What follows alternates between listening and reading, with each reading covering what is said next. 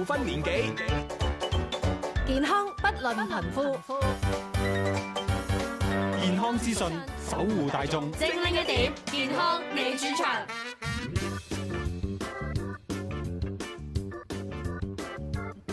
Hello， 好快嚟到咧5月中嘅時候啦，5月14號星期四啊，精靈一點嘅節目主持，今日有葉韻儀同埋陳家亮醫生嘅。Hello Francis。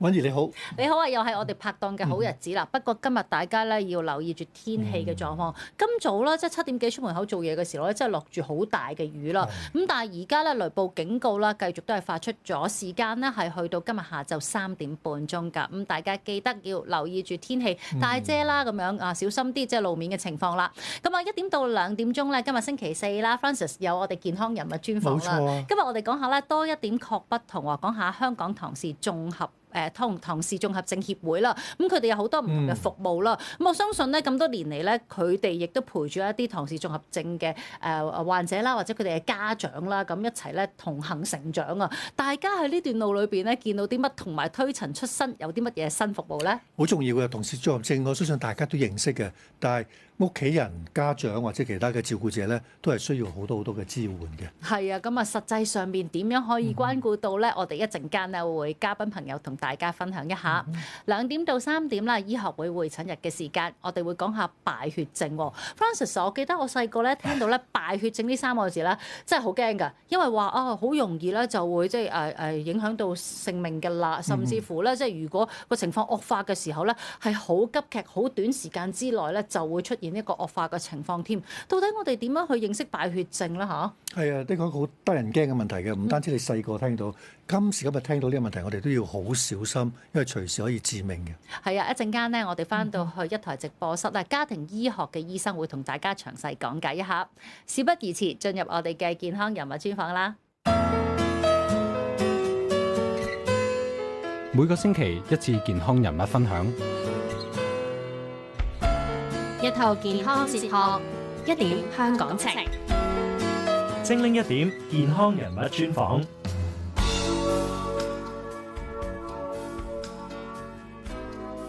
今日咧，我哋請嚟2位嘉賓朋友㗎，等阿韻儀介紹下佢哋先，都係嚟自香港唐氏綜合症協會嘅，有佢哋嘅家長會員啦，嚴鳳嬌東媽，仲有啦佢哋協會嘅綜合家庭支援服務主任林燕君林姑娘㗎。Hello， 2位你哋好，各位好，兩位主持好。林姑娘啊，不如等你同我哋介紹下啦，香港唐氏綜合症協會啦。咁啊，成立嘅目的係啲乜嘢？同埋我知道佢哋唔係淨係咧，即係支援一啲唐氏綜合症嘅患者啦，或者係家長，仲有其他服務對象嘅噃。係啊，咁啊介紹下我哋協會啦。其實我哋協會咧係喺1987年咧正式註冊成為一個非牟利嘅慈善團體嘅。咁我哋咧希望可以係幫助我哋嘅唐氏綜合症人士啦，同埋其他嘅殘疾人士同埋佢哋嘅屋企人咧，提供我哋綜合家庭支援嘅服務啦，同埋職業復康服務嘅。咁啊，希望可以令到我哋嘅服務使用者咧，佢哋可以得到一個即係個人成長同埋生活各方面都可以有一個全面嘅發展嘅，亦都希望可以同時滿足到佢哋嘅就業啦，同埋職業訓練啦，各方面嘅需要，亦都希望可以推動個社會共融嘅。哇！其實呢個協會眨下眼都接近40年嘅時間㗎咯。明年就係我哋40週年嘅一個大日子。其實一啲都唔容易。我諗一陣間可能同阿林姑娘去了解多少少，過一段時間咧，你哋點樣幫助呢啲例如有唐氏綜合症嘅家人啊，各方面點樣度過好多唔同嘅困難嘅時間？係啦，咁啊見到咧，仲有咧就係阿東媽喺度啦。東媽同我哋介紹一下啦。你自己咧當時咧點樣去知道仔仔係啦有呢個唐氏綜合症嘅咧？其實咧我都係好似一般家庭主婦咁樣嘅。我係一個早前我係一個雙職媽咪嚟嘅。我結婚啦、生仔啦，都有計劃嘅。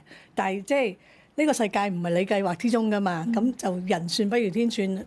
仔仔出咗世之後咧，第2日醫生又話俾我聽，佢係一個唐氏綜合症人士。咁我都好大嘅打擊嘅，同埋好突然。明明產檢嘅啦，咁有，咁點解唔早啲話俾我聽咧？其實每一個家長可能曾經都會懷疑過、否定過，咁但係都係最終要接受啦。咁喺呢個過程裏邊咧，我就知道自己嘅仔仔係有一定嘅缺損嘅，咁我咪揾一啲單張啦。嗰陣時醫院係有單張嘅，我喺醫院嘅單張裏面發現有唐氏綜合症協會呢個機構啦。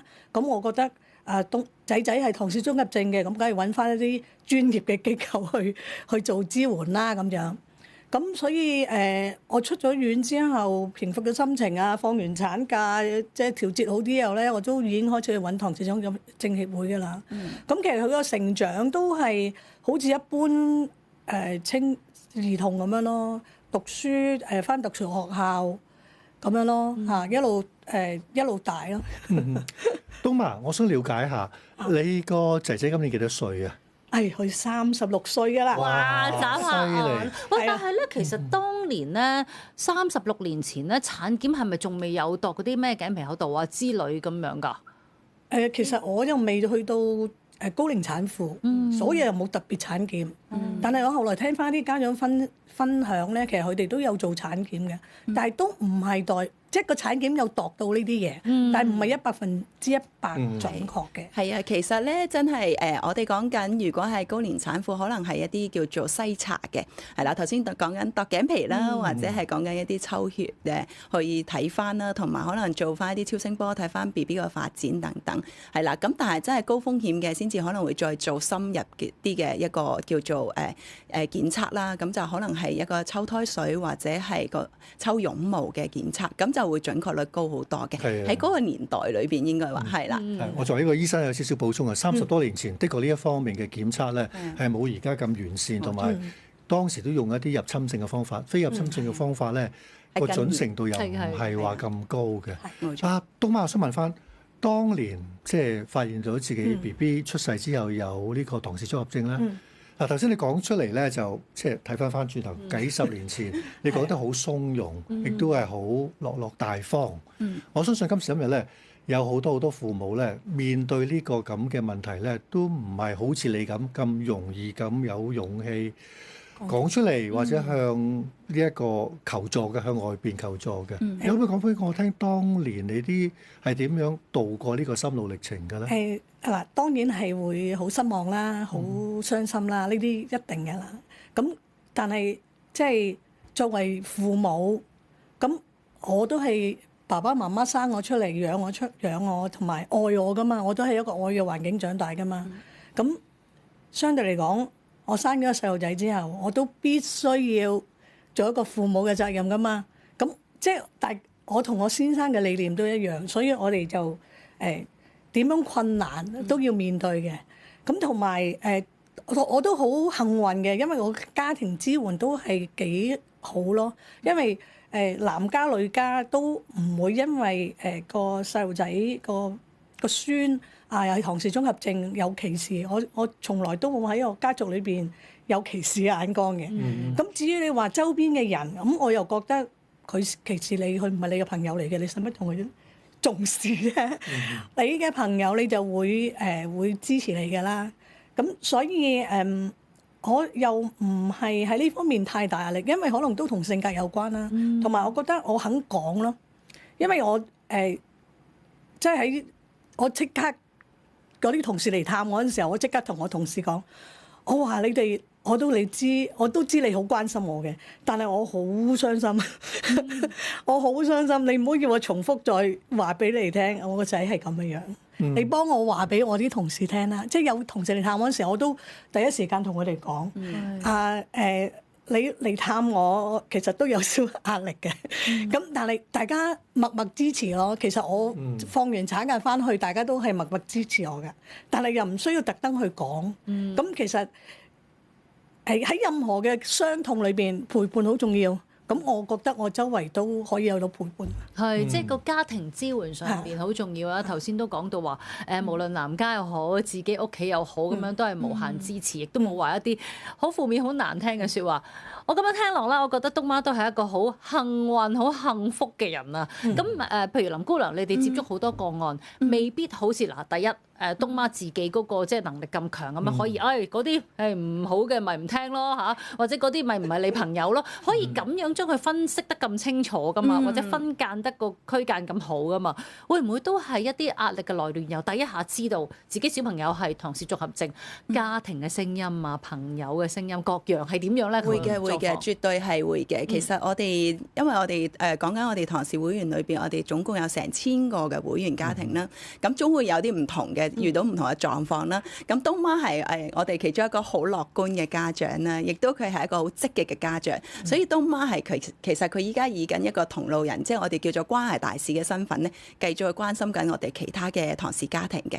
咁至於頭先講到話，可能即係都有啲家庭係面對緊一啲即係困境啦，即係可能家人嘅不支持啦，或者係社會上面嘅一啲其他嘅聲音啦等等，令到佢哋係困喺呢一個困局裏邊嘅，有嘅。咁所以變相我哋嘅工作就好緊要啦，點樣去支援到呢個家長喺佢個情緒方面啦，或者佢哋一啲叫做資源嘅認識方面啦，亦都係我哋同行嘅即係家長嘅一啲分享啦、照顧啦各方面，都係令到佢哋更加有信心地去繼續行呢條路咯。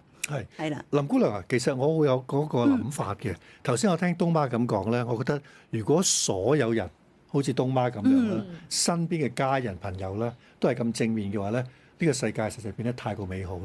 但可惜呢個世界唔係咁樣嘅。我相信東媽呢類咧係好少數，好少數係好幸福、好幸運嘅一群。係過往咁多年嚟，你可唔可以分享一啲個案，就係話第一，例如你點樣發掘嗰啲收埋自己唔肯俾人知道、怕俾人知道嘅父母家庭，或者一啲初出嚟接受咧，都係好保護自己，好唔想將自己嘅一啲嘅唔開心嘅嘢嚟到攤開出嚟，有冇啲個案同我哋分享一下咧？都會有嘅。其實我哋呢個都係我哋好經常會面對到嘅一個問題啦，咁樣樣。咁所以就係即係喺我哋嘅服務當中啦。其實點解就係話頭先話同路人咁緊要，就係因為佢哋會以一個過來人嘅身份去做一啲嘅分享。咁分享翻我哋一啲嘅個案啦。其實咧，我哋有啲嘅家庭真係喺個家庭支援裏邊係好缺乏啦。咁亦都係佢自己亦都唔敢去，即係冇嗰個信心去面對啦。叫做面對，即係話俾其他即係身邊嘅家人知道，其實呢個係唐氏綜合症嘅朋友仔。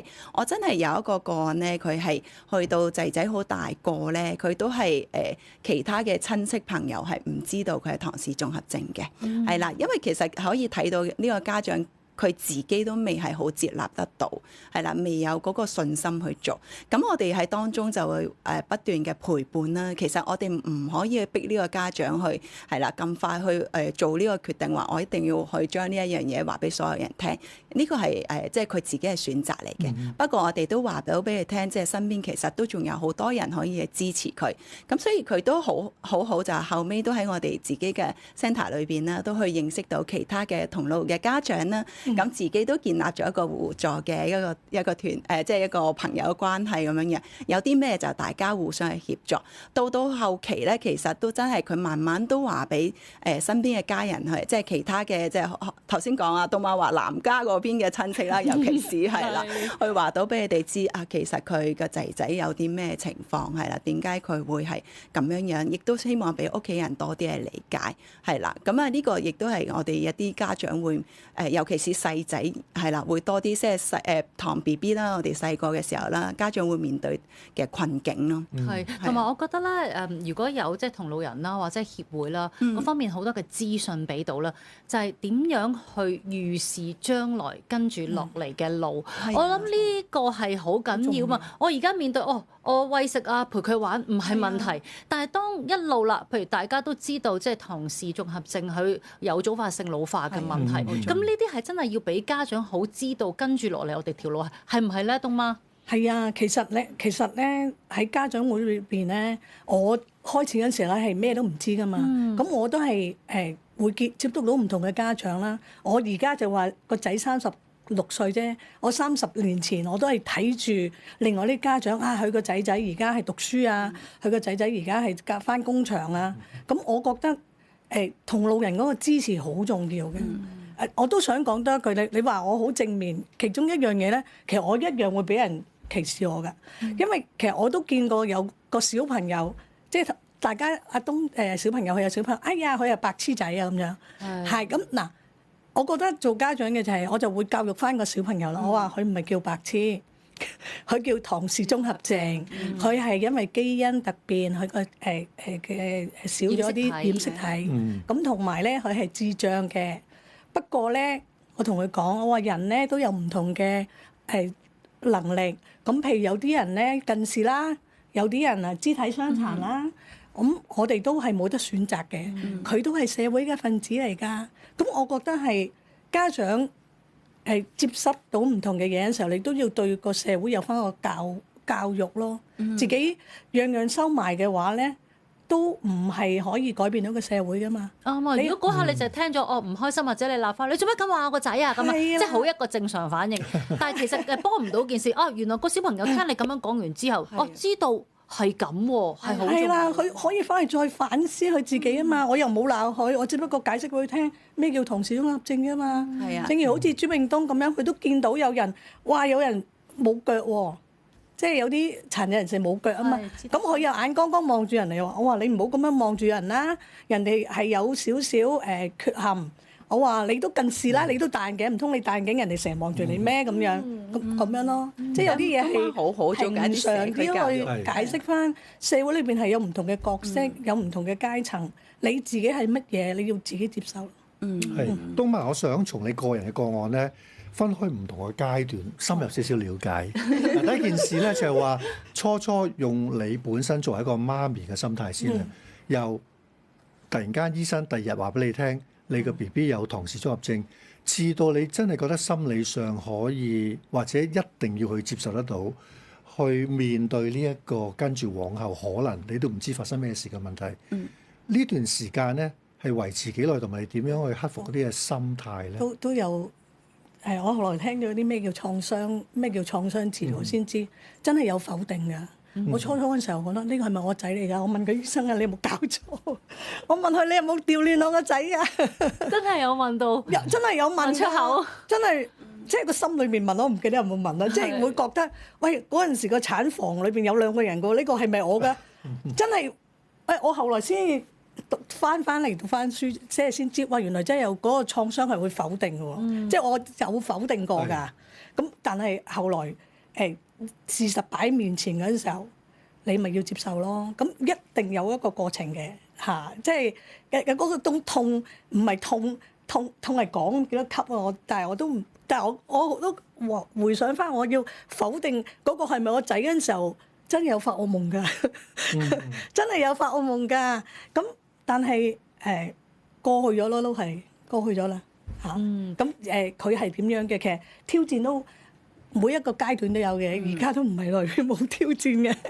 咁啊，頭先你話要分幾個階段啊，Francis 係啦，了解咗嗰個嘅震撼，原來佢否定各樣嘢，係咪仲有調亂個仔？咁呢個嘅諗法都問埋啦。咁跟住下一個階段，你想了解邊個階段？其實我覺得頭先第一個階段咧，真係好真實嘅。即係如果你話俾我聽，我知道我知道啦 ，OK 啦，咁我咪做咯。接受咯，咁呢啲係簡直好似好唔現實。頭先所講係好真嘅。我未做到。咁只不過我想趁一陣間之前咧都講，其實而家嚟講，由於我哋醫學好先進咧，好多時咧可以好及早已經係好清晰可以診斷得到。我最近我自己都有個朋友，佢自己咧懷孕期間診斷到自己 BB 有唐氏綜合症，唔係代表俾個選擇權佢唔要個胎。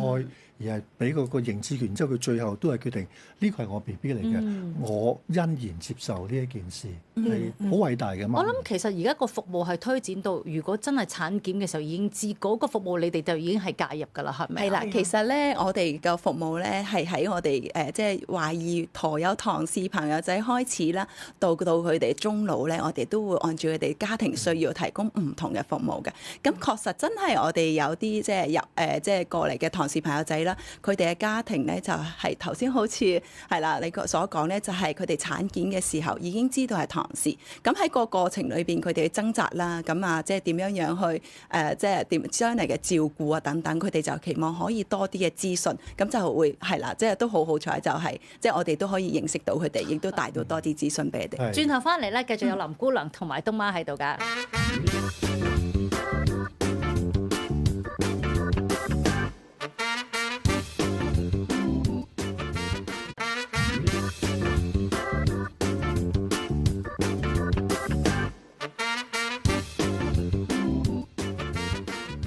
好啦，歡迎大家繼續翻嚟精靈一點啦。今日節目主持有我葉韻儀同埋我嘅拍檔咧陳嘉良教授嘅。Hello Francis 你好，韻儀你好。仲有兩位嘉賓朋友喺我哋直播室㗎，有香港唐氏綜合症協會嘅家長會員啦，嚴鳳嬌阿東媽同埋咧佢哋協會嘅綜合家庭支援服務主任林燕君嘅。Hello 林姑娘，你哋好。歡迎兩位。係啦，咁啊頭先咧上一節咧我哋就講到啦，其實而家咧就都協會係支援緊咧懷疑自己懷有呢一個唐氏 BB嘅家庭啦，其實呢一個已經開始做緊呢個服務㗎啦。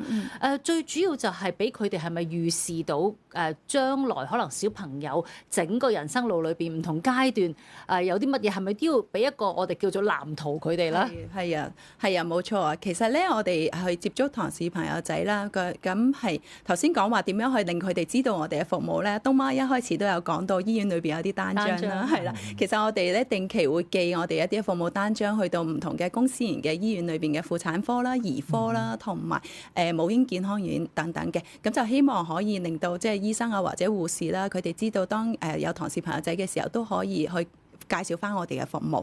咁啊頭先講話當佢真係知道自己去產檢嘅時候，知道係唐氏朋友仔喎，咁我哋社工同事如果即係都收到呢一個資訊嘅時候，知道呢一個家庭嘅存在嘅時候，就會主動去聯絡啦。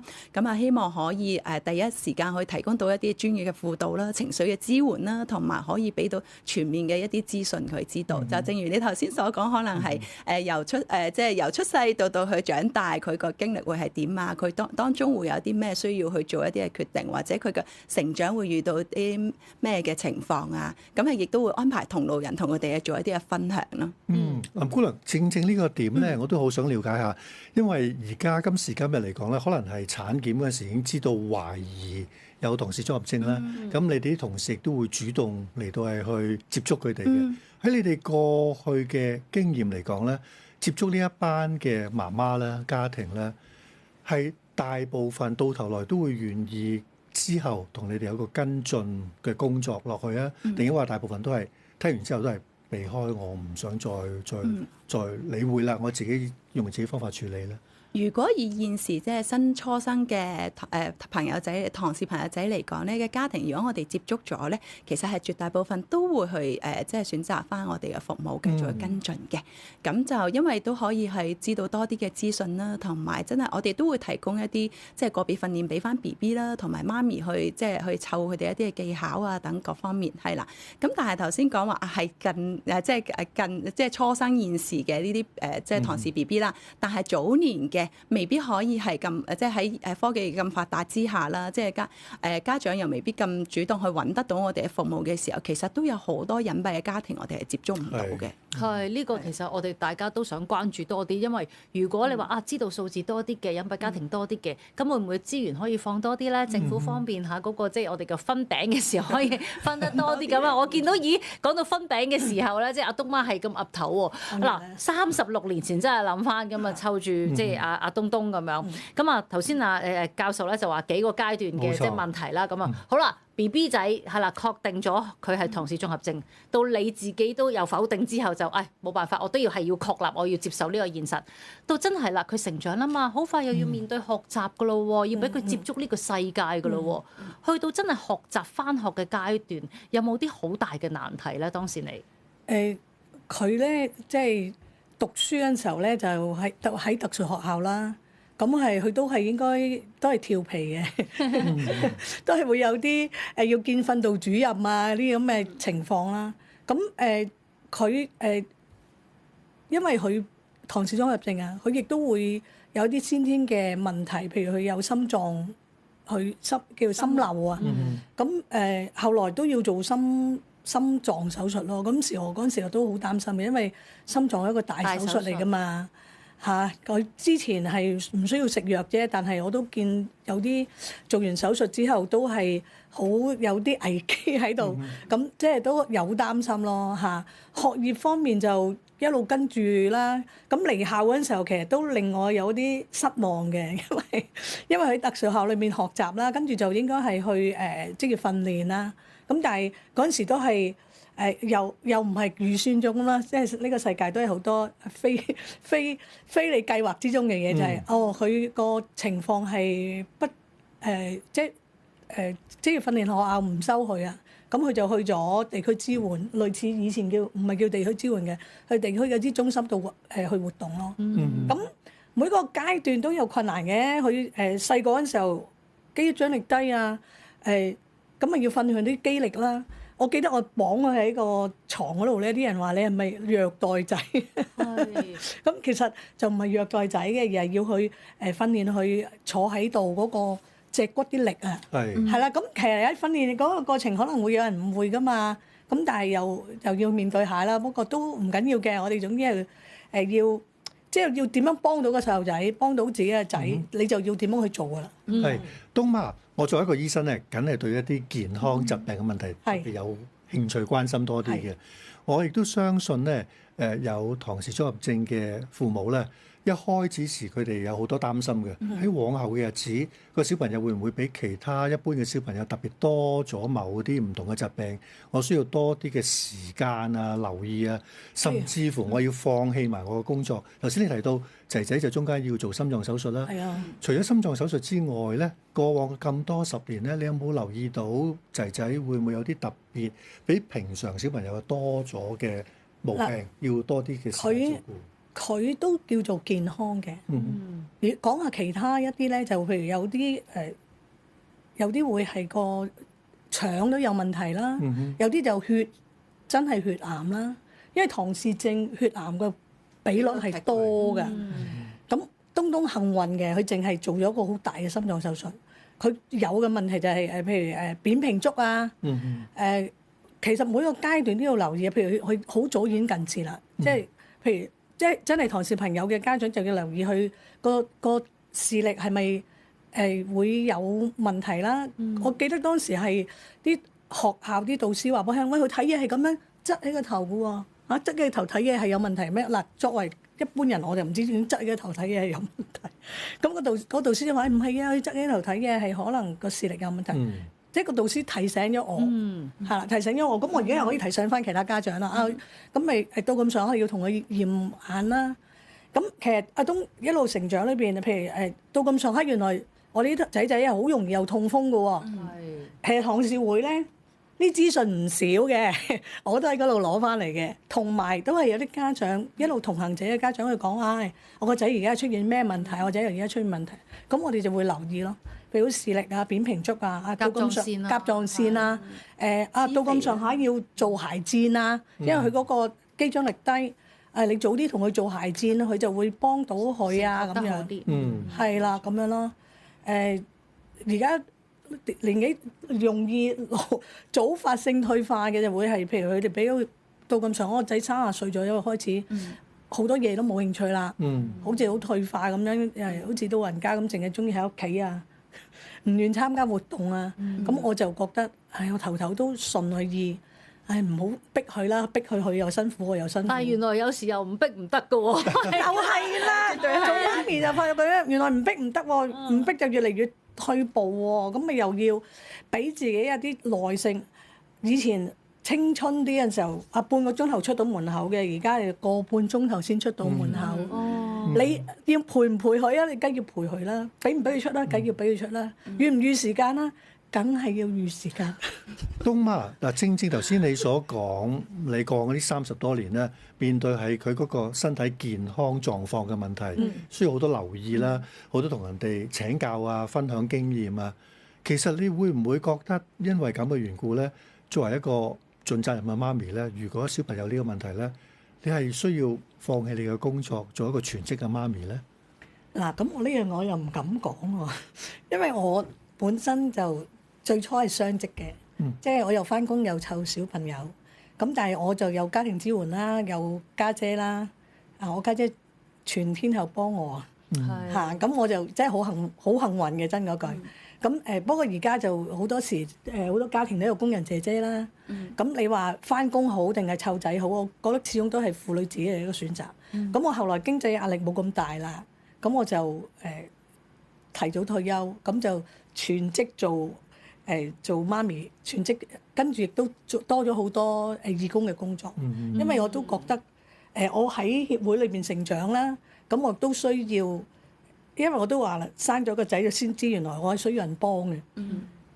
咁我需要人幫咗咁多年，我梗要幫翻人啦。係咁啊！而家有個好寶貴嘅資源就係呢個超級關懷大使啊，加兩個超級落去先咁啊！咁啊，林姑娘嗱，我都知道你哋有呢一個家長資源中心啦。咁裏邊咧其實嘅服務範疇好多啦，亦都好關顧咧，就係唔好諗住佢哋淨係要關顧佢哋會唔會有早發性即係退化各樣嘢啊。其實亦都關注佢哋身心健康方面啦。哇！安排我見過佢哋，哇！有啲唱大戲好叻啊，咁樣好多唔同嘅才能㗎喎。其實家長資源中心裏邊會唔會經過咁多年之後啦？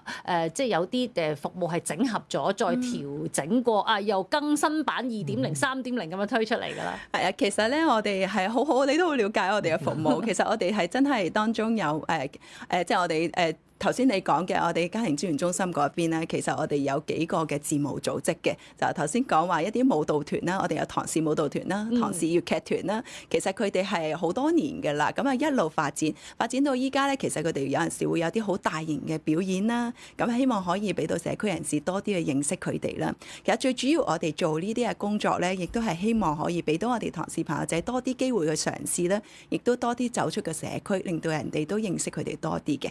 咁啊〜至於我哋家長方面咧，其實因為我哋唔係單單集中咗喺我哋唐氏朋友仔，我哋亦都好關顧我哋家長。咁所以家長頭先阿東媽都有講係佢係我哋之前嘅家長委員會嘅成員啦，亦都係我哋即係權益組啦，同埋關懷大使啦。係超級啊！係超級，係啦，要高翻係超級，超級啊！係啦，咁佢哋咧其實就係希望我哋嘅家長喺當中可以做到一啲叫做真係自主自決同埋去自務嘅，係啦，希望佢哋真係有多啲嘅機會發揮得到啦。